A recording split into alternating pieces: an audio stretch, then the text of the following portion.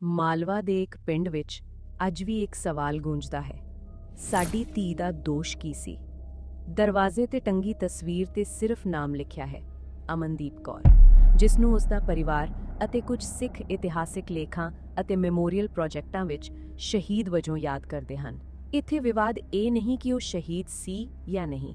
ਇੱਥੇ ਸਵਾਲ ਇਹ ਹੈ ਕਿ ਪਰਿਵਾਰਿਕ ਗਵਾਹੀ ਅਤੇ ਉਪਲਬਧ ਰਿਕਾਰਡਾਂ ਅਨੁਸਾਰ ਇੱਕ ਨੌਜਵਾਨ ਵਿਆਹਸ਼ੁਦਾ ਧੀ ਦੀ ਜ਼ਿੰਦਗੀ ਇੱਕ ਫਾਈਲ, ਇੱਕ ਬਿਆਨ ਅਤੇ ਅਧੂਰੀ ਨਿਆਇਕ ਪ੍ਰਕਿਰਿਆ ਤੱਕ ਕਿਵੇਂ ਸੀਮਿਤ ਹੋ ਕੇ ਰਹਿ ਗਈ। 1980-90 ਦੇ ਦਹਾਕੇ ਵਿੱਚ ਪੰਜਾਬ ਬਾਰੇ ਕਈ ਮਨੁੱਖੀ ਅਧਿਕਾਰ ਰਿਪੋਰਟਾਂ ਇਹ ਦਰਜ ਕਰਦੀਆਂ ਹਨ ਕਿ ਉਸ ਸਮੇਂ ਕਸਟੋਡੀਅਲ ਤਸ਼ੱਦਦ, ਗੁੰਮਸ਼ੁਦਗੀਆਂ ਅਤੇ ਕਾਨੂੰਨੀ ਪ੍ਰਕਿਰਿਆ ਤੋਂ ਬਿਨਾਂ ਮੌਤਾਂ ਬਾਰੇ ਗੰਭੀਰ ਦਾਅਵੇ ਸਾਹਮਣੇ ਆਏ।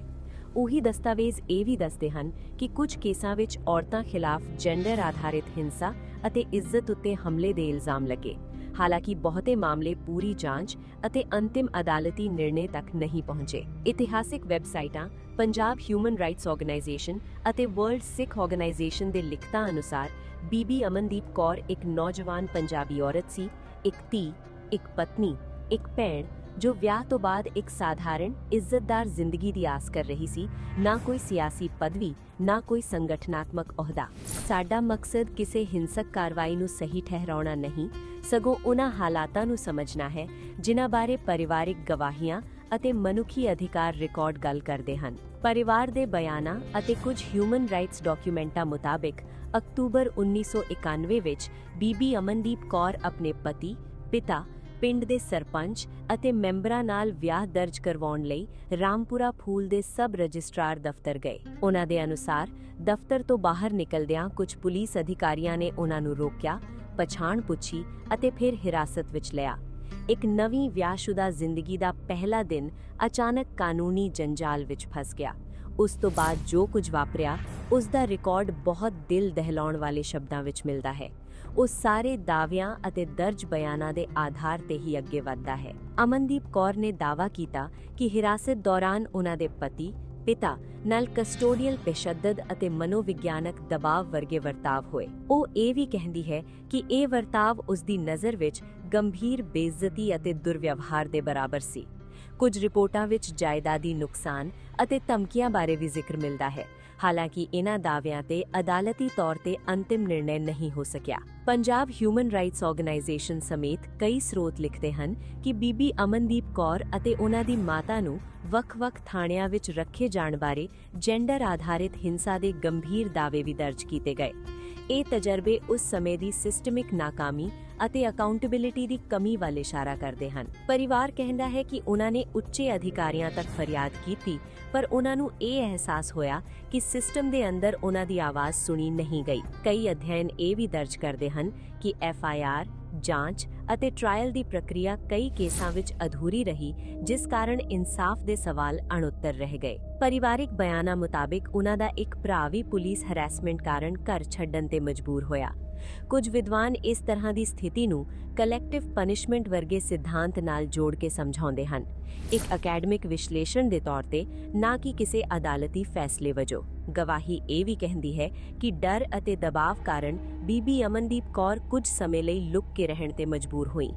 ਉਨ੍ਹਾਂ ਦੇ ਪਤੀ ਲਈ ਇਹ ਸਾਰਾ ਤਣਾਅ ਇੰਨਾ ਭਾਰੀ ਦੱਸਿਆ ਜਾਂਦਾ ਹੈ ਕਿ ਵਿਆਹੀ ਜ਼ਿੰਦਗੀ ਟੁੱਟ ਕੇ ਰਹਿ ਗਈ। ਕੁਝ ਸਰੋਤਾਂ ਅਨੁਸਾਰ ਬਾਅਦ ਵਿੱਚ ਪਰਿਵਾਰ ਤੱਕ ਇਹੋ ਜਿਹੇ ਸੁਨੇਹੇ ਪਹੁੰਚੇ ਕਿ ਹੁਣ ਤੰਗ ਨਹੀਂ ਕੀਤਾ ਜਾਵੇਗਾ, ਪਰ ਇਹ ਵੀ ਸਿਰਫ ਬਿਆਨਾਂ ਤੱਕ ਹੀ ਸੀਮਿਤ ਰਹੇ। ਪਰ ਪਰਿਵਾਰ ਦੇ ਬਿਆਨਾਂ ਮੁਤਾਬਿਕ 21 ਜਨਵਰੀ 1992 ਦੀ ਸ਼ਾਮ 2 ਅਣਪਛਾਣੇ ਹਥਿਆਰਬੰਦ ਵਿਅਕਤੀਆਂ ਵੱਲੋਂ ਬੀਬੀ ਅਮਨਦੀਪ ਕੌਰ ਤੇ ਗੋਲੀਆਂ ਚਲਾਈਆਂ ਗਈਆਂ, ਜਿਸ ਨਾਲ ਉਨ੍ਹਾਂ ਦੀ ਮੌਤ ਹੋ ਗਈ। ਭਾਰਤੀ ਸੰਵਿਧਾਨ ਦਾ ਆਰਟੀਕਲ 21 ਕਹਿੰਦਾ ਹੈ ਕਿ ਕਿਸੇ ਵੀ ਨਾਗਰਿਕ ਨੂੰ ਕਾਨੂੰਨ ਦੁਆਰਾ ਸਥਾਪਿਤ ਪ੍ਰਕਿਰਿਆ ਤੋਂ ਬਿਨਾਂ ਨਾ ਤਾਂ ਜੀਵਨ ਤੋਂ ਵਾਂਝਾ ਕੀਤਾ ਜਾ ਸਕਦਾ ਹੈ ਤੇ ਨਾ ਹੀ ਨਿੱਜੀ ਆਜ਼ਾਦੀ ਤੋਂ, ਅਤੇ ਸੁਪਰੀਮ ਕੋਰਟ ਦੀ ਵਿਆਖਿਆ ਅਨੁਸਾਰ ਇਸ ਵਿੱਚ ਇੱਜ਼ਤ ਨਾਲ ਜੀਣ ਦਾ ਹੱਕ ਵੀ ਸ਼ਾਮਿਲ ਹੈ।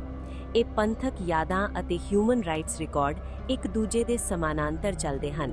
ਇੱਕ ਪਾਸੇ ਪਰਿਵਾਰ ਦਾ ਦੁੱਖ, ਦੂਜੇ ਪਾਸੇ ਕਾਨੂੰਨੀ ਪ੍ਰਣਾਲੀ ਦੀ ਚੁੱਪੀ ਅਤੇ ਵਿਚਕਾਰ ਇੱਕ ਅਧੂਰਾ ਸਵਾਲ, ਸੱਚਾ ਇਤਿਹਾਸ ਲਿਖਣ ਦਾ ਹੱਕ ਕਿਸ ਦੇ ਹੱਥ ਵਿੱਚ ਹੈ? ਅਦਾਲਤਾਂ ਵਿੱਚ ਇਹ ਕੇਸ ਪੂਰੀ ਤਰ੍ਹਾਂ ਨਿਰਣੈ ਤੇ ਨਹੀਂ ਪਹੁੰਚੇ, ਇਸ ਲਈ ਦਰਸ਼ਕਾਂ ਲਈ ਜ਼ਰੂਰੀ ਹੈ ਕਿ ਇਹਨਾਂ ਨੂੰ ਦਾਅਵੇ ਅਤੇ ਸਵਾਲ ਵਜੋਂ ਸਮਝਣ। ਬੀਬੀ ਅਮਨਦੀਪ ਕੌਰ ਦਾ ਮਾਮਲਾ ਜਿਵੇਂ ਹਿਊਮਨ ਰਾਈਟਸ ਡਾਕੂਮੈਂਟਾਂ ਅਤੇ ਪਰਿਵਾਰਿਕ ਬਿਆਨਾਂ ਵਿੱਚ ਦਰਜ ਹੈ, ਇਸ ਗੱਲ ਬਾਰੇ ਗੰਭੀਰ ਸੰਵਿਧਾਨਿਕ ਸਵਾਲ ਖੜੇ ਕਰਦਾ ਹੈ ਕਿ ਕੀ ਉਸ ਦੌਰ ਵਿੱਚ ਇਹ ਅਧਿਕਾਰ ਜ਼ਮੀਨ ਤੇ ਵੀ ਉਤਰੇ ਜਾਂ ਕਾਗਜ਼ ਦੀਆਂ ਲਾਈਨਾਂ ਤੱਕ ਹੀ ਸੀਮਿਤ ਰਹੇ। ਖਾਸ ਕਰ ਉਹਨਾਂ ਘਰਾਂ ਲਈ ਜਿੱਥੇ ਅੱਜ ਵੀ ਇੱਕ ਧੀ ਦੀ ਤਸਵੀਰ ਦਰਵਾਜ਼ੇ ਤੇ ਟੰਗੀ ਹੈ ਅਤੇ ਫਾਈਲਾਂ ਉਹਨਾਂ ਸਵਾਲਾਂ ਦੇ ਜਵਾਬ ਦੀ ਉਡੀਕ ਕਰ ਰਹੀਆਂ ਹਨ ਜਿਨ੍ਹਾਂ ਦਾ ਇਨਸਾਫ ਅਜੇ ਪੂਰਾ ਨਹੀਂ ਹੋਇਆ। ਸੰਗਤ ਜੀ, ਇਸ ਪਲੇਟਫਾਰਮ ਤੇ ਸਾਡੀ ਵਾਪਸੀ ਦਾ ਮਕਸਦ ਸਿਰਫ ਇੱਕ ਹੀ ਹੈ, ਕਿਉਂਕਿ ਜੋ ਫਾਈਲਾਂ ਮਿੱਟੀ ਵਿੱਚ ਦੱਬੀਆਂ ਪਈਆਂ ਨੇ ਉਹਨਾਂ ਨਾਲ ਜੁੜਿਆ ਸੱਚ ਸਾਹਮਣੇ ਆਉਣਾ ਬਹੁਤ ਹੀ ਜ਼ਰੂਰੀ ਹੈ। ਇਹ ਸਿਰਫ ਇੱਕ ਵੀਡੀਓ ਨਹੀਂ, ਇਹ ਸਾਡੀ ਕੋਸ਼ਿਸ਼ ਹੈ ਉਸ ਇਤਿਹਾਸ ਨੂੰ ਸਾਂਭਣ ਦੀ ਜੋ ਹੌਲੀ-ਹੌਲੀ ਸਾਡੀਆਂ ਯਾਦਾਂ ਅਤੇ ਗੱਲਾਂ ਬਾਤਾਂ ਵਿੱਚੋਂ ਪਿੱਛੇ ਧੱਕਿਆ ਜਾ ਰਿਹਾ ਹੈ।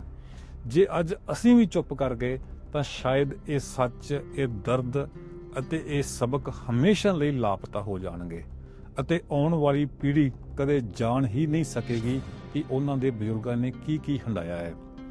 ਫਰਕ ਸਿਰਫ ਇੰਨਾ ਹੈ ਕਿ ਇਸ ਵਾਰ ਸਾਡੀ ਮੰਜ਼ਿਲ ਉਹੀ ਹੈ, ਬਸ ਰਾਹ ਅਸੀਂ ਆਪਣਾ ਬਦਲ ਲਿਆ ਹੈ, ਕਿਉਂਕਿ ਰਸਤੇ ਭਾਵੇਂ ਬਦਲਦੇ ਰਹਿਣ ਪਰ ਇਹ ਸਫ਼ਰ ਰੁਕਣਾ ਨਹੀਂ ਚਾਹੀਦਾ। ਇਹ ਸਫ਼ਰ ਸਿਰਫ ਇੱਕ ਬੰਦੇ ਦਾ ਨਹੀਂ, ਸਾਡੇ ਸਭ ਦਾ ਸਾਂਝਾ ਹੈ। ਜੇ ਤੁਹਾਨੂੰ ਲੱਗਦਾ ਹੈ ਕਿ ਇਹ ਆਵਾਜ਼ ਹਮੇਸ਼ਾ ਜਿੰਦਾ ਰਹਿਣੀ ਚਾਹੀਦੀ ਹੈ ਤਾਂ ਇਹ ਤੁਹਾਡਾ ਆਪਣਾ ਸਾਂਝਾ ਪਲੇਟਫਾਰਮ ਹੈ। ਇਸ ਨਾਲ ਜੁੜ ਕੇ ਇਸ ਆਵਾਜ਼ ਨੂੰ ਮਜ਼ਬੂਤ ਕਰੋ ਅਤੇ ਇਸ ਵੀਡੀਓ ਨੂੰ ਹੋਰ ਲੋਕਾਂ ਨਾਲ ਸਾਂਝਾ ਕਰਕੇ ਇਸ ਇਤਿਹਾਸ ਦੇ ਪਹਿਰੇਦਾਰ ਬਣੋ। ਵਾਹਿਗੁਰੂ ਜੀ ਕਾ ਖਾਲਸਾ, ਵਾਹਿਗੁਰੂ ਜੀ ਕੀ ਫਤਿਹ।